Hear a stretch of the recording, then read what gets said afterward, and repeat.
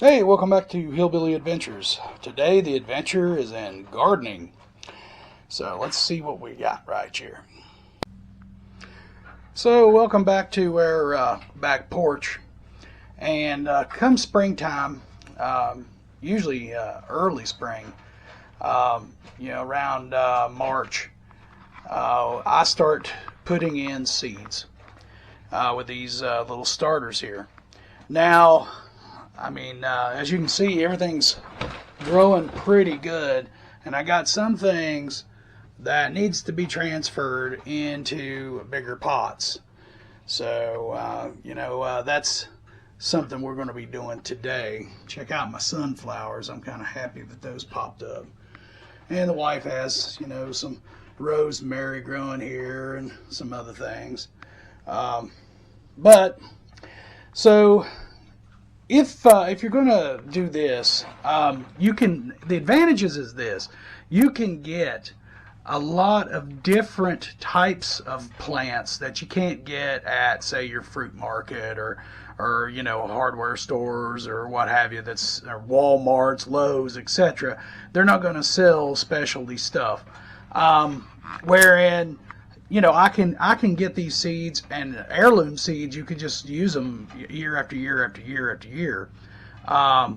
Like check this out. Now I got some bee feed mix going on right there. Right? I got some marigolds and some calendula and all this stuff. And I got some mystery flowers in the back. We're not sure what that is. It was given to my wife. They haven't popped up. But these are all to attract bees. So if you're going to do some gardening, you want bees.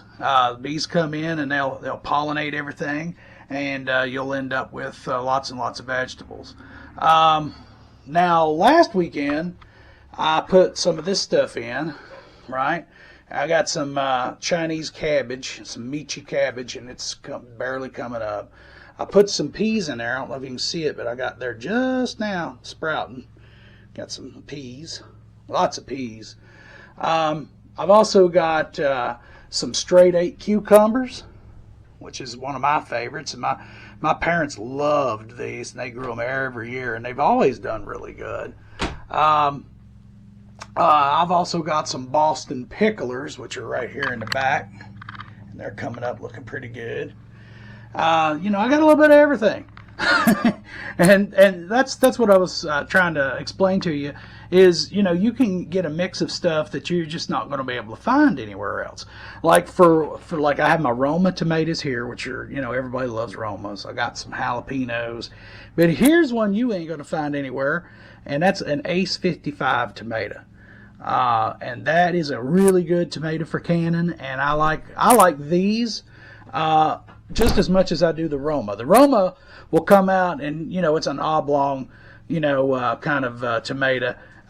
This is a round tomato, but it's a little bit, just tiny, little bit bigger than a Roma. But they're very, very similar when it comes to peeling.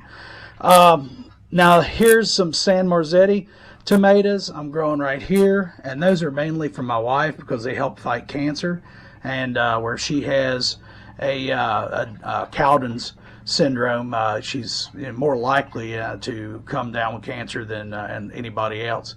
And that's why I'm also doing this pepper back here in the back. I can't ever pronounce it, the Corno di Toro. It's the same properties, helps fight cancer. So I grow those. All these things will transfer into bigger pots as they get bigger, and eventually I'll move them off the back porch and into my homemade greenhouse outside. But I'm not going to do that until we get around mid-May. Now, let me show you my transfer pots. So right here is a zucchini that blowed up, so he had to go into a bigger pot, and he'll probably go into a larger pot than that. It's time. Now this is something right here I'm actually really excited to get my hands on. This is an old German Amish tomato. They get as big as a beefsteak tomato, but they're kind of yellow and orange stripy. and they're an heirloom variety as well. And this one here is blowing up. And I challenge you to find one of these at a fruit market or someplace. They're hard to find. Even the seeds are hard to find. Now, an idea that I came up with here recently is, as you can see, I've been using used plastic forks and spoons and stuff. As we use those to keep from dirtying up our silverware around here, I just wash them and write on them. But then I come up with a great idea. I've got a 3D printer, and every time I do a print, I have a raft. If you're not familiar with 3D printing, basically it lays down like a thin layer of plastic, and then it prints on that. Well, we usually throw these rafts in the trash. Well, I got out a pair of scissors, cut them so that I can use them as labels. And that way, you're not just filling the landfill full of, plastic. You can actually use these things over and over again, and they have a second life. And the whole back porch back here where we feed our animals smells like mint because of this beautiful mint plant that my wife has been growing. Wow, I wish you guys could smell that. It is just awesome. It smells like freaking peppermint candy. We've also got some dill. I like to do pickling, so you need dill for that, and fresh dill is the best. So we got some dill going. Also back here on the back porch, we've got a drunken gnome who has passed out. And looky here, our lime tree is all bloomed out. This time of year, we try to use every window in the house for something. And here we are in my wife's office. Yeah, you can tell this isn't my room. Yeah, this is definitely not my room. Here in the wife's office, we have lavender. And this stuff was just teeny tiny just a few days ago. And now it is blowing up. And also, we've got some freaking basil in the back here, which is looking beautiful. And some Italian parsley. Now on the front porch, the wife has been busy putting in some flowers. And I've been busy putting in things here and there in these little planters. Right here's going to be some collard greens. They haven't popped up yet. And the wife's been busy with more flowers. Boy, these are pretty. We haven't put anything in these yet. This is from last year. Same with that. However, in here, I've got some carrots starting. And that's why I've got this mesh over here. Because carrots, they kind of want to be in the dark, right? That and the birds will get to them and take all your carrot seeds. So right now, they're kind of chilling. And they got a little bit of shade.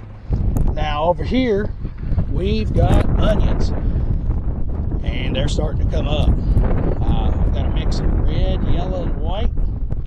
I'm not picky when it comes to onions. I love onions. Over here, we put in some spinach. See, I'm reusing those rafts. So I'm putting them to use. All right. And over here, we got baby romaine lettuce. Now, if you see this little powdery-like stuff in there, kind of white-looking powdery-like stuff, that's vermiculin, and that will help with your stuff growing. It'll actually help it sprout up fast. Now, on the back porch, it's a little worse for wear from winter. I need to clean up back here. But we had this old busted-up pot, and we were thinking about throwing it away, and I said, well, let's use it one more time before we have to toss it. And I planted some Swiss chard in here. I had one packet of it, and I said, well, this thing's big enough to grow some Swiss chard. Now, right here, I'm growing mustard greens. And all this is one of those wooden things you put around a pallet to hold stuff in. And you can get these things for free a lot of times at local industrial places. They'll give them away just to get rid of them. And there you go. There's where we're at so far with gardening this year. We're probably going to do a lot of more gardening in pots and things of that nature, just simply because with my shoulder injury here, probably going to be looking at a surgery here soon with that, and I'm just not going to be able to do a lot of things like I normally do. But it's going to be a challenge, and we're going to see if we can, have just as good a garden with a different style of gardening instead of the traditional, tilling up the ground and putting stuff in that way. We're going to see if we can do more of a like patio type gardening, and we have our raised beds, thankfully, that I put out a few years back, and we can utilize those to get as much as we can this summer without having to do a lot of the real hard stuff that would require me to use a shoulder or pay somebody to do it for me. So some things are probably going to be out and off the table, but we can still do a lot. I'll film that this summer for you guys, and see how it goes. We definitely like to raise our own food, and I like to preserve it as well. And I'm hoping that after this shoulder gets fixed, that I can get back to doing what I like to do, and not be so limited. Uh, uh, I did have an MRI on the shoulder, and they determined that basically it's bone on bone in there. And I've also got, doctor said, a lot of arthritis in there for somebody my age. So I said the rotator cuff was still pretty good. It was a little tore up, but it was okay. It's just where I normally said in there there's a gap between the bones, and mine is gone. I just wore it out. So they're talking about going in there and basically shaving the bone back so to recreate that space, alleviate pain.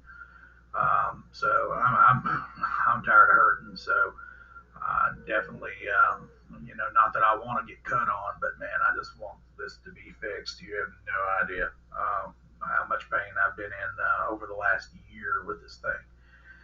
But anyway, thank you guys for watching. Please remember to like and subscribe if you're not subscribed. Every little bit helps out. I'm not monetized by YouTube. I don't make any money off of YouTube. I basically do this for friends and family that like to watch these videos, and anybody else that wants to, join in and help me out. That's fine too.